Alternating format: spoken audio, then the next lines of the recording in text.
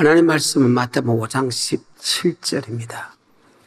내가 율법이나 선지자나 폐하러 온 줄로 생각지 말라. 폐하러 온 것이 아니요 완전케 하려 함이로라. 완전한 율법, 몽학 선생의 율법에 대해서 지금 설명을 합니다. 율법은 두 가지 율법입니다. 하나님이 모세를 통해서 준 율법이 있고, 하나는 주님이 준 율법이 있습니다. 이 율법은 같은 맥락입니다. 하지만 우리가 말하는 율법은 사라졌다, 율법 지킬 필요 없다는 율법과 꼭 지켜야 할 율법으로 크게 두 가지로 나눠진다. 아멘. 다시 합니다. 율법을 지키려고 많은 사람이 잘못됐다 합니다. 그것은 정말 잘못된 것입니다. 성경에 보게 되면 율법은 크게 두 가지로 나누는데, 그 크게 두 가지로 나누는 율법이 하나는 갈라디아서 3장 22절, 23, 24, 25절에 말하는 몽학 선생의 율법이 있고, 갈라디아서 5장 3절 예수를 나의 구주로 고백한 사람, 즉 몽학 선생의 율법이 사라진 그들에게 다시 율법 전체를 향할 의무를 가졌다는 율법으로 나눠집니다. 율법은 크게 두 가지로 나눠지는데, 다시 갈라디아서 3장 22절입니다. 부터 보겠습니다.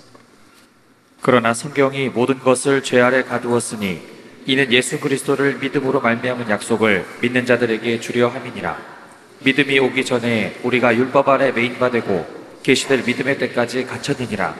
이같이 율법이 우리를 그리스도에게로 인도하는 몽학 선생이 되어 제2의 율법입니다. 아담이 지은 원죄를 모든 사람이 다 타고납니다.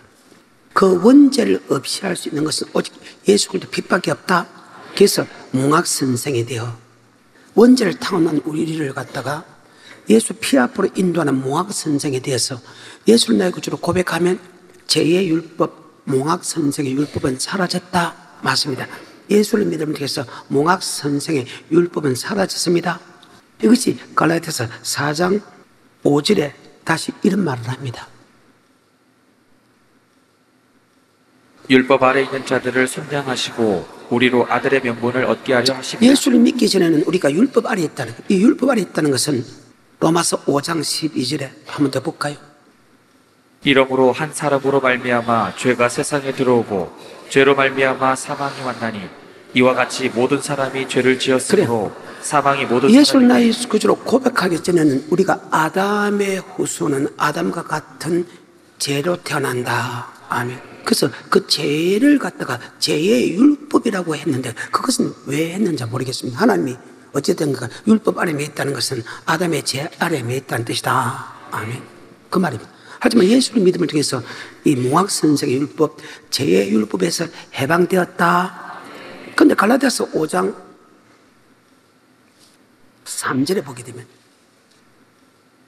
죄의 율법에서 해방된 우리에게, 즉 예수를 나의 구주로 고백한 우리에게, 즉 할례를 받았다는 것은 예수를 나의 구주로 고백했다는 것은 몽학 선생의 율법은 사라졌다, 죄의 율법은 사라졌다 한 그 사람에게 율법 전체를 향할 의무를 가졌다는 이 율법은 우리는 행해된다. 그래서 몽학 선생의 율법과 율법 전체를 향할 율법으로 나눠진다. 아멘. 갈라디아서 5장 3절입니다. 내가 할례를 받는 각 사람에게 다시 증거하노니 그는 율법 전체를 행할 의무를 가진 자라. 그런 율법 전체를 향할 의무를 가진 자다 할 때 이 율법은 어떤 율법인가? 성경에 어떻게 기록했나? 사도행전 7장 37절 38절에서 이 언약의 말씀, 이 십계명, 이 율법이 바로 생명의 도다. 아까 율법은 허상 아니고 생명이라고 했는데 동일하게 설명해. 사도행전 7장 37절 38절에 이스라엘 자손을 대하여 하나님이 너희 형제 가운데서 나와 같은 선지자를 세우리라 하던 자가 곧 이 모세라. 시내산에서 말하던 그 천사와 및 우리 조상들과 함께 광야 교회에 있었고 또 생명의 도를 받아 우리에게 주던 자가 이 사람이라. 자, 하나님 예수를 나의 구주로 고백한 사람이 택한 자입니다. 언약을 맺습니다. 그 언약의 말씀을 하나님이 구약의 모세를 통해서 말씀을 줬다. 그런데 모든 백성이 다 듣게 만들었죠. 이 말씀이 아까 허상 아니고 생명이란 말과 생명의 도, 생명의 도라는 것을 말씀인데 생명의 말씀이라는 말과 동일하다. 우리 주님께서 사도 바울을 통해서 이렇게 말합니다. 이 마음을 품으라 곧 예수 그리스도의 마음이니 그는 근본 하나님의 본뜻이나 하나님됨을 동등됨을 취하지 아니하고 종의 행실을 가져 사람같이 되었고 아버지 말씀에 죽기까지 복종하여 곧 십자가에 죽으시면 구약이나 하나님이 요구하는 것도 아버지 말씀에 순종하는 것이고 신약에서 하나님께 요구하는 것은 다른 게 하나도 없어. 너 하나님이 요구하는 것이 무엇이냐? 딱 아버지 말씀에 순종하는 것이다. 그래서 이 마음을 품으라 곧 예수 그리스도의 마음이니 예수가 아버지 말씀에 예하고 복종한 것처럼 우리가 생명의 말씀에 예하고 복종해야 된다. 아멘. 왜? 율법은 허상 아니고 생명이기 때문에 그 생명의 말씀에 복종하여 떨며 두름으로 구원을 이루라. 아멘. 12절입니다. 빌립보서 2장 12절입니다. 시작.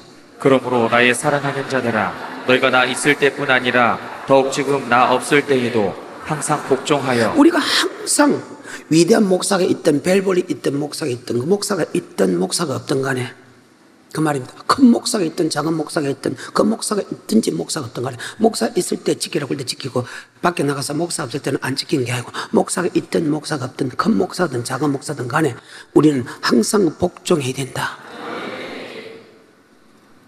다시 왜 복종해야 되느냐?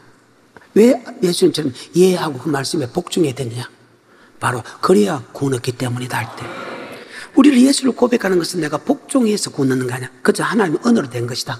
하지만 예수를 내 구주로 고백하는 사람에게 아버지 말씀에 복종해야 되는 것은 바로 이 복종은 물론 하나님의 복종케 하지만 이 복종은 바로 영생 얻는 법이다. 아멘.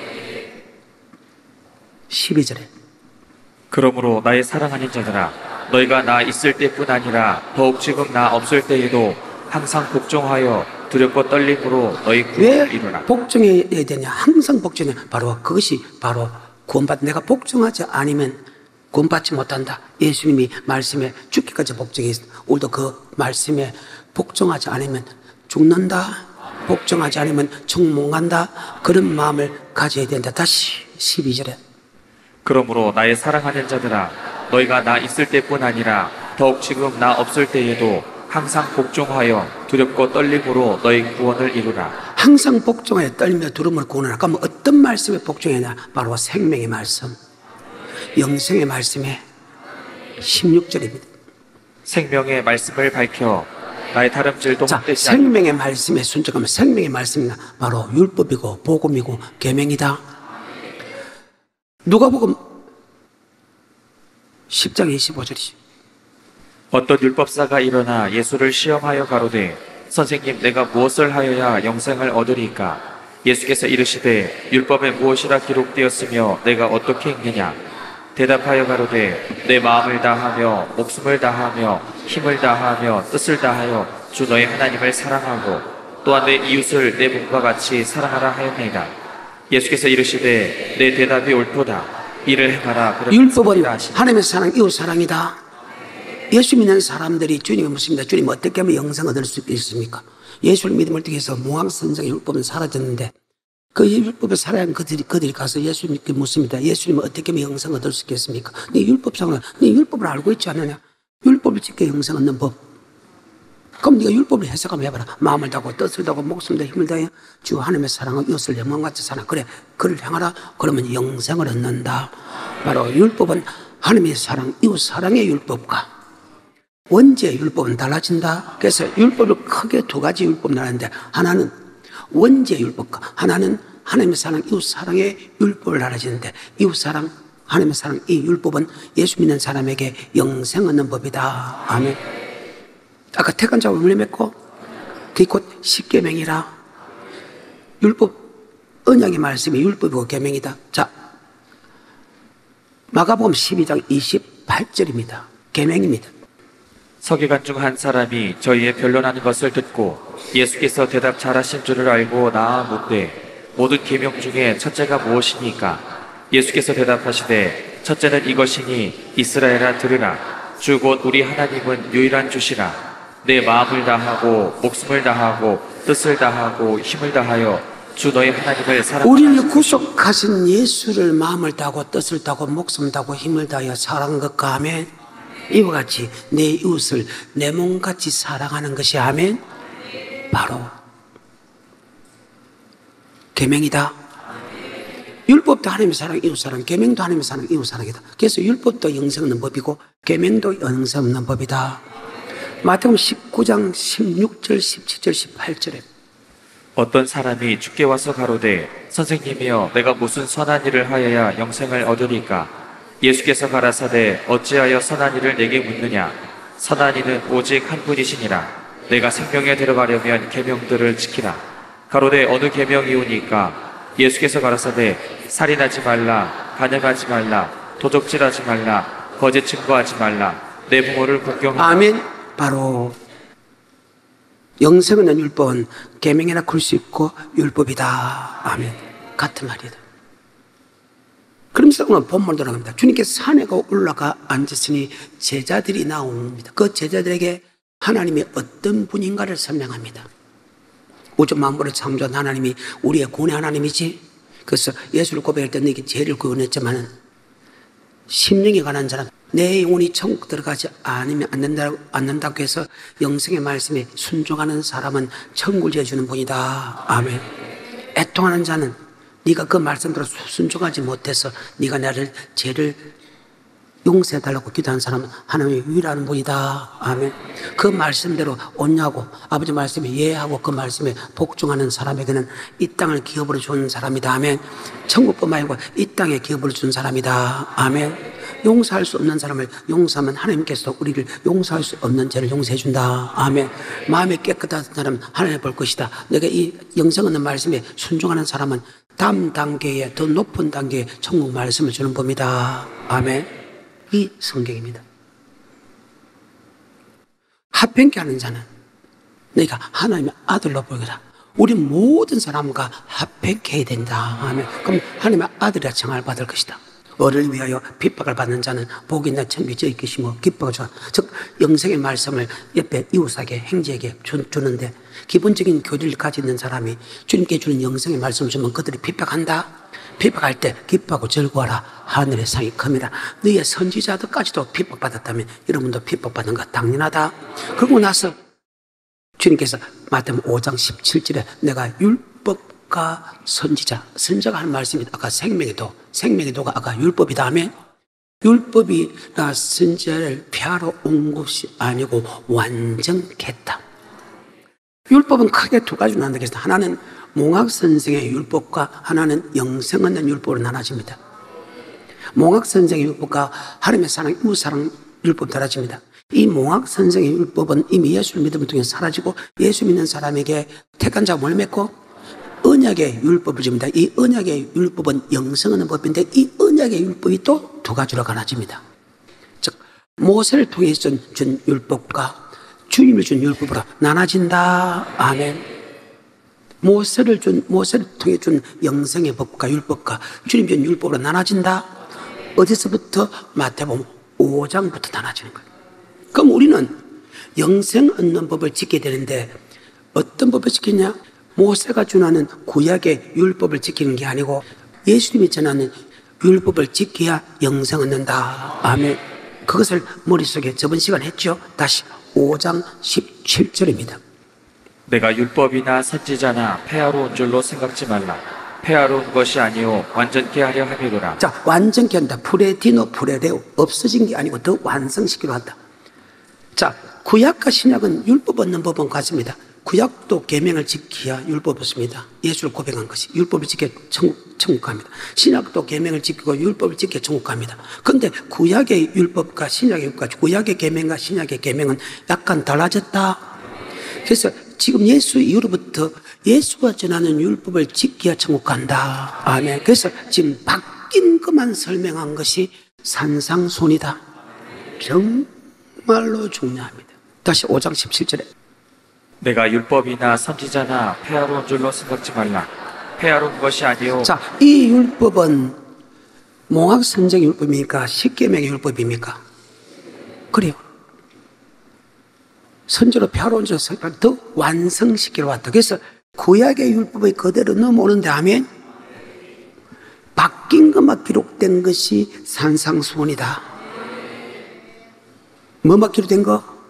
완전케 함. 깜짝 기본적인 10계명이면 제1계명 넘어오지요? 제2계명 넘어오지요? 자, 나 위에 다른 신을 두지 마라. 만들지 마라. 저자지 마라.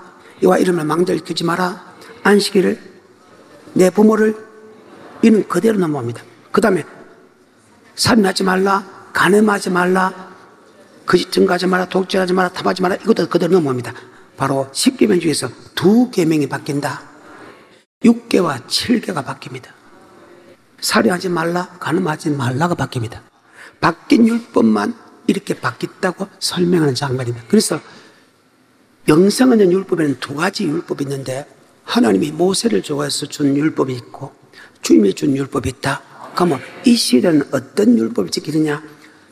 구약의 율법을 지키는 게 아니고 주님 시대 이후부터는 주님이 주는 율법, 주님이 주는 영생의 법을 지켜야 천국 간다. 아멘. 5장 17절에 내가 율법이나 선지자나 폐하로운 줄로 생각지 말라. 폐하로운 것이 아니요 완전케 하려 함이로라. 진실로 너희에게 이르노니 천지가 없어지기 전에는 율법의 1.1을 왜 율법을 없애야 한다? 아까 없어진 율법은 몽학선생 율법이고 맞죠? 이 율법은 예수 믿는 사람에게 영생 얻는 율법이기 때문에 이 세상에 없어지지 않는 한은 절대 없어지지 않는다. 왜? 예수 믿는 사람에게 영생 얻는 법이기 때문에. 아니, 예수 믿는 사람에게 영생 얻는 법이 사라지면 고백해도 지옥 가지.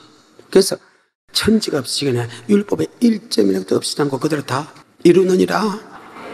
계속해서 19절 그러므로 누구든지 이 계명 중에 지극히 작은 것 하나라도 버리고. 율법하고 계명이 같다. 율법이 이렇게 있는 밑에 계명과 율법은 동일한 말이다. 계속해서 이 계명 중에 시작. 그러므로 누구든지 이 계명 중에 지극히 작은 것 하나라도 버리고 또 그같이 사람을 가르치는 자는 천국에서 지극히 작다. 이 말씀은 목사가 이 말씀 니는 지키고 자기는 지키는데 성도도 보고 이 사람이 지키려고 하면 기분 나쁘고 도망갈까 싶어서 지극히 작은 거 버린 다음에 자기는 지킨다는 조건입니다. 하지만 네가 제 아무리 말씀을 지키고 가르칠 때 지극히 작은 거 하나 빼면 천국에서 지극히 작다 일컬음 받을 것이고 네가 그 말씀대로 그대로 네가 지키고 그대로 가르친 사람은 천국에서 크다 일컬음 받을 것이다. 다시 5장 17절입니다. 내가 율법이나 선지자나 폐하로운 줄로 생각지 말라. 폐하로운 것이 아니요 완전케 하려 함이로라. 진실로 너희에게 이르노니 천지가 없어지기 전에는 율법의 1.1핵이라도 반드시 없어지지 아니하고 다 이루리라.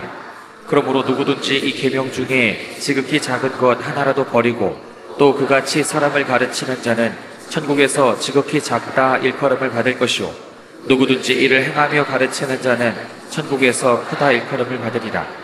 내가 너희에게 이르노니 너희 의가 서기관과 바리새인보다 더 낫지 못하면 결단코 천국에 들어가지 못하리라. 여기에 언은 로마서 2장 13절에 옵니다. 즉 예수를 고백하는 어가 아니고 이 언은 율법을 지키는 어다. 로마서 2장 13절에 하나님 앞에서는 율법을 듣는 자가 의인이 아니요 오직 율법을 행하는 자라야 의롭다 하시고. 하나님 앞에서 율법을 듣는 자가 의인이 아니요 율법을 행하는 자가 의롭다 하시면 얻었다. 이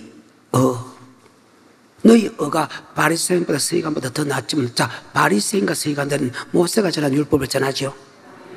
그럼 예수님은 예수가 전한 율법을 전하죠. 그러니까 구약의 율법을 지켜서 천국 가는 게 아니고 이젠 주님의 율법을 지켜 들어간다. 그래서 너희 어가 즉 영생의 말씀을 지키는 것이 모세가 전하는 율법을 들어서 천국 가는 게 아니고 더 나은 예수가 전하는 율법을 지켜야 천국 간다. 로마서 2장 13절입니다. 시작. 하나님 앞에서는 율법을 듣는 자가 의인이 아니요 오직 율법을 행하는 자라야 의롭다 하심을 얻으리니. 너희 어가 바리새인과 서기관보다 더 낫지 못하면 결단코 천국에 들어갈 수 없다는 것은 바로 율법은 모세가 전 율법이 있고 주님의 율법이 있다. 같은 율법인데 프로티노한 율법과 모세가 전 율법을 달라진다. 우리는 구약의 모세가 전한 율법을 그대로 넘어오는데 프로티노한 율법을 지키게 된다. 이해가 돼요? 다시 마태복음 5장 20절입니다. 내가 너희에게 이르노니 너희 의가 서기관과 바리새인보다 더 낫지 못하면 결단코 천국에 들어가지 그러면 못하리라. 율법은 10계명 이렇겠죠. 1계명, 2계명, 3계명, 4계명, 5계명 그대로 넘어옵니다. 제 6계명이 마지 마라. 제 7계명이 마라. 이 두 가지가 바뀌었다는 거예요. 십계명 안에. 저번에 설명했지요? 21절부터 26절까지입니다. 시작. 옛사람에게 말한 바 살인치 말라. 누구든지 살인하면 심판을 받게 되리라 하였다는 것을 너희가 들었으나 나는 너희에게 이르노니 형제에게 노하는 자마다 심판을 받게 되고 형제를 대하여 나가라 하는 자는 공회에 잡히게 되고 미련한 놈이라 하는 자는 지옥불에 들어가게 되리라.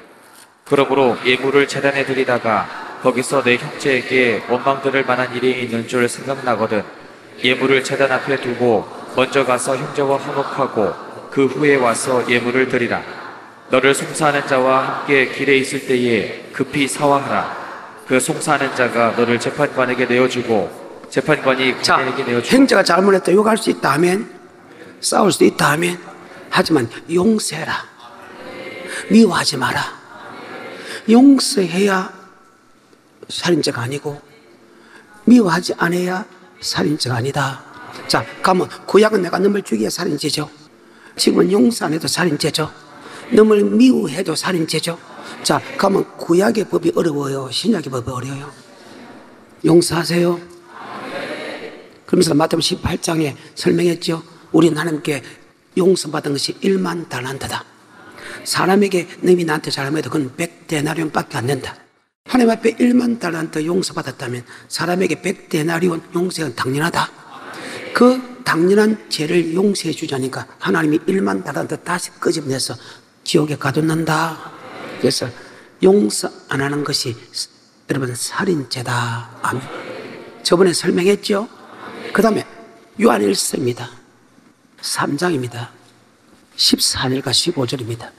시작. 우리가 형제를 사랑함으로 사망에서 옮겨 생명으로 들어간 줄 알거니와 사랑치 아니하는 자는 사망에 거하느니라. 사랑치 않은 사람은 사망에 간다. 계속해서 그 형제를 미워하는 자마다 살인하는 자. 형제를 많은 자마다, 다시 많은 자마다, 많은 자마다. 자, 예수 믿는 사람이 형제 맞지요? 그래요. 여러분, 한 교인, 같은 교인이면서도 미워하는 사람은 살인하는 사람이에요.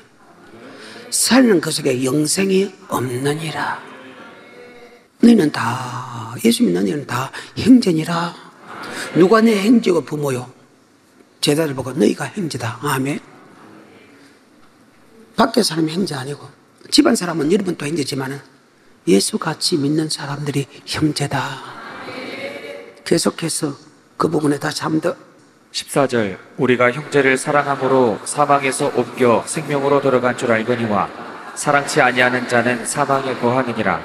그 형제를 미워하는 자마다 살인하는 자니 살인하는 자마다 영생이 그 속에 거하지 아니하는 것을 너희가 아는 거라. 알고 있는 바다. 순간적으로 성을 내고 썰고 내고 성을 내고 있지만은 용서해라. 용서에 미움이 없지. 용서하지 않으면 미워하잖아요. 미워하는 사람은 살인죄다. 용서하지 않는데 살인죄라는 그 말이나 미워하는 것도 살인죄다 하는 말은 동일한 말이다. 자, 그러면 구약의 살인죄와 신약의 살인죄 달라졌죠? 그러면 우리는 지금 신약의 살인죄를 짓게 되죠? 그래서 용서하세요. 미워하지 마세요. 또 바뀐, 십계명에서 바뀐 게 있습니다. 마태복음 5장 27절. 또 간음치 말라 하였다는 것을. 구약의 못을 준 십계명에서 간음치 말라 그 말씀이 그대로 넘어오는데 구약은 내가 몸으로 간음해도 간음죄입니다. 그런데 신약은 마음에 뭘 품어도 이미 간음했다는. 음욕을 품고 만지고 음욕을 품고 찾아가고 음욕을 품고 내가 유혹을 받고 음욕을 품고 이혼하면 아멘. 그것은 엄난했다는, 간음했다는 거예요. 그럼 구약의 간음이 쉽습니까? 신약의 간음이 쉽습니까? 구약의 간음이 훨씬 쉽지요? 그런데 이 신약의 간음죄에 해당하는 사람이 단 한 사람도 있을까? 저는 있다고 생각해요. 훈련을 받으면 안 할 수 있습니다. 말씀을 알고 훈련을 받으면. 그런데 말씀을 모르면 절대 이 법을 떠날 수가 없습니다. 아까 살인죄도 맞죠? 말씀을 알면 살인 안 할 수 있죠? 그거 맞죠? 이 간음도 말씀을 알아야 속의 법까지 간음 안 할 수 있다. 그러면 간음한 마음으로 만져도 안 되죠? 찾아가도 안 되죠? 유혹을 받아도 안 되죠? 여러분, 가늠한 이유 없이 이혼해도 안 되죠? 그 여자에게 장가가는 것도 가늠하게 합니다. 말씀을 하면 절대 그렇지 않습니다. 몰랐으니까 그랬어요. 27절입니다. 또 가늠치 말라 하였다는 것을 너희가 들었으나 나는 너희에게 이르노니 여자를 보고 음욕을 품는 자마다 음욕을 품지 않는 사람이 이 세상에 가만히 있을까? 근데 음욕의 기준이 어디냐 나옵니다. 계속해서 28절 나는 너희에게 이르노니 여자를 보고 음욕을 품는 자마다 마음에 이미 가늠하였느니라. 만일 내 오른 눈이 너로 실족해 하거든 빼어내버리라. 자, 그 여자가 음욕이라서 계속 그 여자를 쳐다보고 그 여자를 바라보는 거 그건 잘못된 거다. 그래서 욥은 내 눈과 뭐를 맺었다? 언약을 맺었다. 나는 아름다운 여인을 늘 보지 않았다. 그랬다면 하나님 내게 준 분깃이 뭐겠나? 고통과 저주 아니겠느냐? 참 욥은 대단한 사람이다. 구약의 사람이면서도 아름다운 여인을 자기 눈으로 보지 않았다는 것. 복을 듣거든 돌렸다는 것. 그 여자가 자꾸 보이면 돌렸다는 거예요. 어때요? 요셉은 유혹을 했는데 맞아요? 도망갔다는 거예요. 유혹하면 도망가. 그 말입니다. 솔로몬 형님한테 물어봐서 행복하냐? 아니야. 1000명의 여자 같아도 고통밖에 없다. 수고와 고통밖에. 여러분 착각하지 말라는 거예요. 하나님의 인생에게 절대 만족을 안 줘서 우물가의 여인 5명 남편 살아보고 만족이 없어서 또 이혼했어요. 6번째 여자는 결혼하고 이혼하려고 한 게 부끄러우니까 살아보고 괜찮으면 살고 있는 중에 만족이 있더냐? 없대요. 그래 만족 없다. 내가 주는 물을 마시는 목마르지 아니할 것이다. 그 물을 주십시오. 우리가 주는 물을 마시면 아내 한 사람으로서 남편 한 사람으로서 만족이 있다. 아멘. 다시 5장 27절부터 시작. 또 가늠치 말라 하였다는 것을 너희가 들었으나 나는 너희에게 이르노니 여자를 보고 음욕을 품는 자마다 마음에 이미 가늠하였느니라. 만일 내 오른 눈이 너로 실족해 하거든 빼어내버리라. 내 백체 중 하나가 없어지고 온몸이 지옥에 던지우지 않는 것이 유익하며 또한 만일 내 오른손이 너로 실족해 하거든 찍어내버리라. 만지만 음란이 마음에 음욕을 품고 만졌는데 사람의 환경적으로 육체는 안 했어. 그래도 이미 음욕을 품고 만졌다면 육체적으로 가늠 안 해도 그건 가늠죄다. 그래서 여자 만지지 마. 젊은 아이들도 만지는 거. 그래서 내가 여러분에게 악수도 안 하는 거. 그건 아무것도 안 있으면 그래도 안 하려고 노력하는 거. 계속해서 30절 또한 만일 내 오른손이 너로 실족해 하거든 찍어내버리라. 내 백체 중에 하나가 없어지고 온몸이 지옥에 던지우지 않는 것이 유익하니라. 또 일렀으되 누구든지 아내를 버리거든 이혼 증서를 줄 것이라 하였으나 나는 너희에게 이르노니 누구든지 음행한 연고 없이 아내를 버리면 이는 저로 가늠하게 하며 또 누구든지 버린 여자에게 장가드는 자도 가늠함이니라. 아멘. 구약의 가늠과 신약의 가늠이 달라진다. 성경입니다. 가늠한 여자죠. 요한복음 8장. 그런데 이 산상수훈을 알면 그 뜻을 정확히 알 수 있다. 그래서 산상수훈을 모르면 오늘 방금 한 설교를 모르면 요한복음 8장에 이 뜻이 무엇인가는 몰라. 8장 1절에 시작. 예수는 감람산으로 가시다. 아침에 다시 성전으로 들어오시니 백성이 다 나아오는지라. 앉으사 저희를 가르치시더니 서기관들과 바리새인들이 간음 중에 잡힌 여자를 끌고 와서 가운데 세우고 예수께 말하되 선생이여 이 여자가 간음하다가 현장에서 잡혔나이다. 모세는 율법에 이러한 여자를 구약에서는 현장에서 간음하면 돌로 쳐 죽이죠. 그럼 당신이 하나님의 아들이거든. 아들이라고 했으니까 당신은 하나님의 아들이면 당신도 율법이잖아요. 당신이 율법이잖아요. 즉 당신이 말씀이잖아요.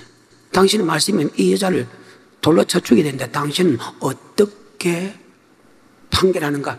주님을 시험코자, 저기 2단이다 3단에 그것을 잡기 위해서 지금 주님을 시험코자 주님에게 현장에서 가늠한 여자를 주님께 와서 물어보면서 어떤 대답을 할까? 거기 대답이 나쁘면 죽이려고 하면 지금 그 하는 장면입니다. 다시 3절부터. 서기관들과 바리새인들이 간음 중에 잡힌 여자를 끌고 와서 가운데 세우고 예수께 말하되 선생이여 이 여자가 간음하다가 현장에서 잡혔나이다. 모세는 율법에 이러한 여자를 돌로 치라 명하였거니와 선생은 어떻게 말하겠나이까? 저희가 이렇게 말함은 고소할 조건을 얻고자 하여 예수를 시험하밀러라. 예수께서 몸을 굽히사 숟가락으로 땅에 쓰시니 저희가 묻기를 맞이 아니하는지라.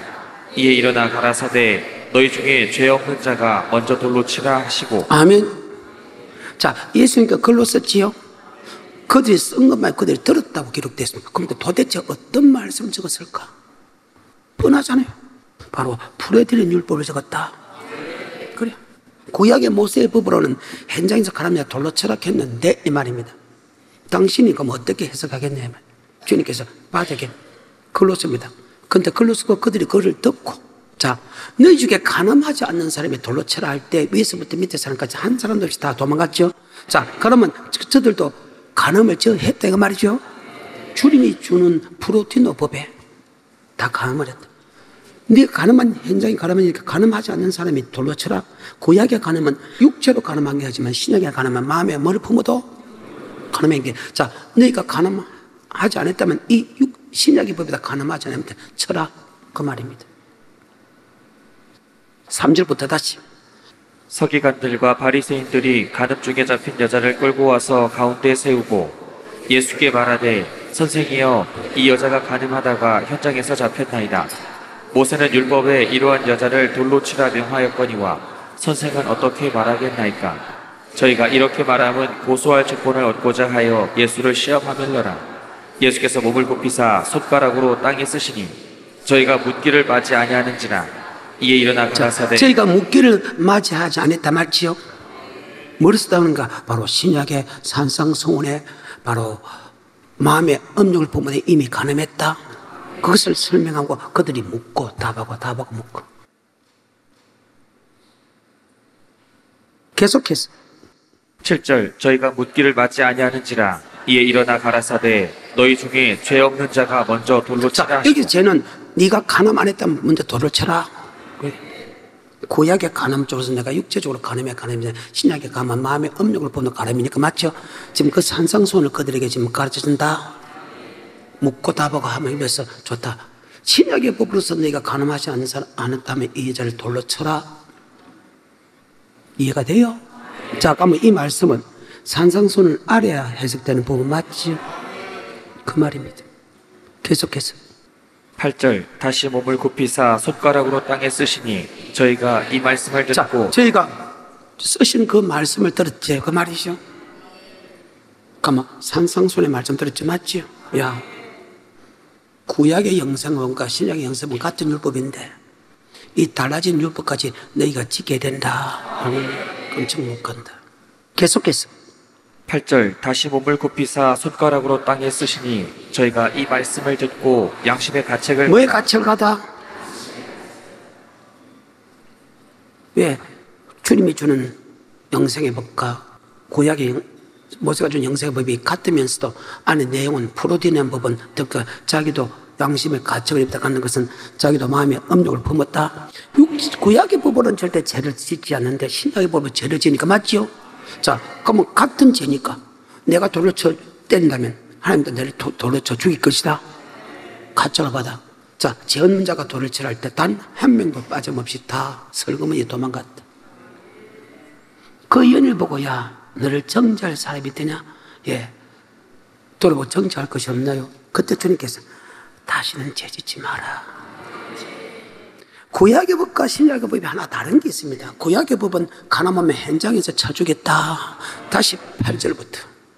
다시 몸을 굽히사 손가락으로 땅에 쓰시니 저희가 이 말씀을 듣고 양심의 가책을 받아 어른으로 시작하여 젊은이까지 하나씩 나가고 오직 예수와 그 가운데 섰는 여자만 남았더라. 예수께서 일어나사 여자 외에 아무도 없는 것을 보시고 이르시되 여자여 너를 고소하던 그들이 어디 있느냐? 너를 정죄한 자가 없느냐? 대답하되 주여 없나이다. 예수께서 가라사대 나도 너를 정죄하지 아니하노니. 이 말씀의 뜻은 정말 대단합니다. 그래서 은혜가 충만한 시대다. 주님이 이 땅 은혜는 용서입니다. 구약은 그때 죽였는데 하면 주님이 이 땅에 오물 통해서 이제 용서의 시대, 은혜의 시대가 들어갑니다. 부모를 잘못해도 간음해도 살인해도 그때 죽이지 않는다. 왜? 하나님이 용서해 줄 수 있는 기회를 줬다는 거예요. 이것이 요한복음 12장 48절부터 이런 말씀이 있죠. 한번 봅시다. 나를 저버리고 내 말을 받지 아니하는 자를 심판할 이가 있으니. 자, 우리는 주님께서 반드시 심판한다. 그런데 심판 때 어느 때 심판하나? 마지막 날 우리가 주님 앞에 섰을 때 심판한다. 그래서 지금은 은혜의 시대를 한다. 구약은 그때 죽였는데 주님이 이 땅에 오물 통해서 지금은 돌이킬 수 있는 기회를 준다. 돌릴 수 있는 기회를 준다. 하지만 마지막 날 심판한다. 그래서 은혜의 시대다. 그리고 진리가 충만하다는 것은 구약은 주의 종마 성결 가지 있지만 신약은 모든 사람이 말씀을 다 가질 수 있다. 그래서 은혜와 진리가 충만한 시대다. 48절부터 나를 저버리고 내 말을 받지 아니하는 자를 심판할 이가 있으니 곧 나의 한 그 말이 마지막 날에 저를 심판하리라. 내가 내 자유로 말한 것이 아니오 나를 보내신 아버지께서 나의 말할 것과 이를 것을 친히 명령하여 주셨으니 나는 그의 명령이 영생인 줄 아노라. 하나님께서 내게 주는 그 말씀은 맹리요 그 명령이 영생이다. 다시 48절입니다. 시작. 나를 저버리고 내 말을 받지 아니하는 자를 심판할 이가 있으니 곧 나의 한 그 말이 마지막 날에. 자, 지금은 심판하지 않지만 마지막 날에 심판하기 때문에 그 말이죠. 다시 요한복음 8장 8절부터 다시 몸을 굽히사 손가락으로 땅에 쓰시니 저희가 이 말씀을 듣고 양심의 가책을 받아 어른으로 시작하여 젊은이까지 하나씩 나가고 오직 예수와 그 가운데 섰는 여자만 남았더라. 왜? 그들은 구약의 법으로서는 가늠 안 했는데 신약의 법으로 가늠했기 때문에 왔죠. 네가 가늠하지 않는 자가 돌을 쳐주러 그러니까 신약의 법으로 보니까 다 가늠했죠. 그래서 다 도망갔다는. 이해가 돼요? 계속해서 10절 예수께서 일어나사 여자 외에 아무도 없는 것을 보시고 이르시되 여자여 너를 고소하던 그들이 어디 있느냐 너를 정죄한 자가 없느냐 대답하되 주여 없나이다. 예수께서 가라사대 나도 너를 정죄하지 아니하노니 가서 다시는 죄를 나도 너를 지금 정죄하지 않는다. 심판하지 않는다. 그것은 아까 심판은 주님께 맡겼지만 주님께서 지금 심판한 게 아니고 마지막 날에 심판한다. 그 말입니다. 다시 요한복음 12장 48절의 말씀.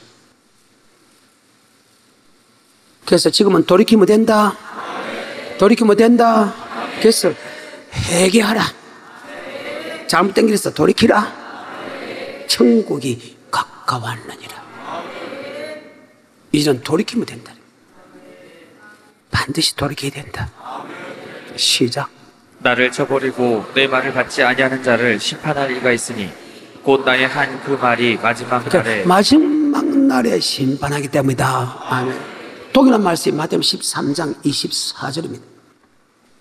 예수께서 그들 앞에 또 비유를 베풀어 가라사대 천국은 좋은 씨를 제 밭에 자, 뿌린 영생의 말씀을 지금 예수 믿는 사람에게 뿌렸다. 그들이 말씀을 깨닫지 못할 때 마귀가 더 뿌리도 같다. 그 말이 맞습니까? 마귀는 아버지 말씀에 순종하지 못하게 한다. 그래서 간음했다. 그 말입니다. 아버지 말씀을 간음하지 말라 했는데 마귀의 유혹을 받아서 간음했다. 그 말입니다. 이제 간음죄를 이 말씀을 집어넣으면 계속해서 24절 예수께서 그들 앞에 또 비유를 베풀어 가라사대 천국은 좋은 씨를 제 밭에 뿌린 사람과 같으니 사람들이 잘 때에 그 원수가 와서 곡식 가운데 가라지를 덧뿌리고 갔더니 싹이 나고 결실할 때에 가라지도 보이거늘 집 주인의 종들이 와서 말하되 주여 밭에 좋은 씨를 심지 아니하나이까. 구약은 그때 심판했죠. 제자들까지도 그때 심판한다. 뽑을까요? 놔둬라. 가라지 뽑다가 알고. 자, 여러분 지금은 내가 간음하면 가라지 맞죠? 근데 가라지가 뒤에 회개해서 알곡 될 수 있죠? 그래서 가라지 뽑다가 알곡 뽑을까? 두렵다? 둘 다 추수 때까지 보내줘라. 그때 심판하지 않고 주님께서 마지막 심판한다. 그래서 지금 은혜의 시대다. 감사하게 생각하십시오. 계속해서 27절 집 주인의 종들이 와서 말하되 주여 밭에 좋은 씨를 심지 아니하였나이까? 그러면 가라지가 어디서 생겼나이까? 주인이 가로되 원수가 이렇게 하였구나. 종들이 말하되 그러면 우리가 가서 이것을 뽑기를 원하시나이까? 주인이 가로되 가만두어라. 가라지를 뽑다가 급식까지 뽑을까 염려하노라. 둘 다 추수 때까지 함께 자라게 두어라. 추수 때에 내가 추수꾼들에게 말하기를 가라지는 먼저 거두어 불사르게 단으로 묶고 곡식은 모아 내 자, 공간에 그럼 놓으라. 알곡과 죽증이는 언제 고른다? 주님이 재림할 때, 우리가 주님 앞에 섰을 때. 그러면 지금은 가늠하면 고향은 죽겠지만 지금은 가늠하면 돌이킬 수 있는 기회를 준다. 여러분 돌이키세요. 그래서 세리한테 회개하라 천국이, 주님도 마태복음 4장에 회개하라 천국이, 마태복음 10장에 12제자를 보내면서 이방인의 길로 가자 마라, 사마리아 성에 가자 마라, 이스라엘을 이름을 향해서 회개하라 천국이 가까웠다. 베드로서서 3장 8절에 하루가 천년이 하루같이 이 한 가지를 잊지 마라. 어떤 사람이 주님이 드디어 온다고 생각, 드디어 온 것이 아니고 내 세대에서 오래 참아서 아무도 다 회개하라. 지금은 너희가 멸망당하는데 주님께 오래 참고 기다리는 것은 멸망 참고 다 회개하기 원한다. 천국 가기 원한다. 지금은 죄를 짓다 할지라면 이제는 돌이키라. 베드로서 3장 8절하고 마칩니다. 사랑하는 자들아, 주께는 하루가 천년 같고 천년이 하루 같은 이 한 가지를 잊지 말라. 주의 약속은 어떤 이에 더디다고 생각하는 것 같이 더딘 것이 아니라 오직 너희를 대하여 오래 참으사 아무도 멸망치 않고 다 회개하게 이르기를 원하시느니라. 아멘. 그래서 지금 뭐의 시대? 그때그때 심판하지 않고 돌이키면 용서해 주기 때문에 은혜의 시대다. 자, 구약은 은혜의 시대다, 은혜 시대 아니다. 그때그때 현장에 잡히면 바로 돌로 쳐 죽이라. 하지만 지금은 잡히도 하나님께 돌이킬 수 있는 힘을 준다. 그래서 구약의 법과 신약의 법은 달라졌지만 또한 이렇게 회개할 수 있는 기회를 준다.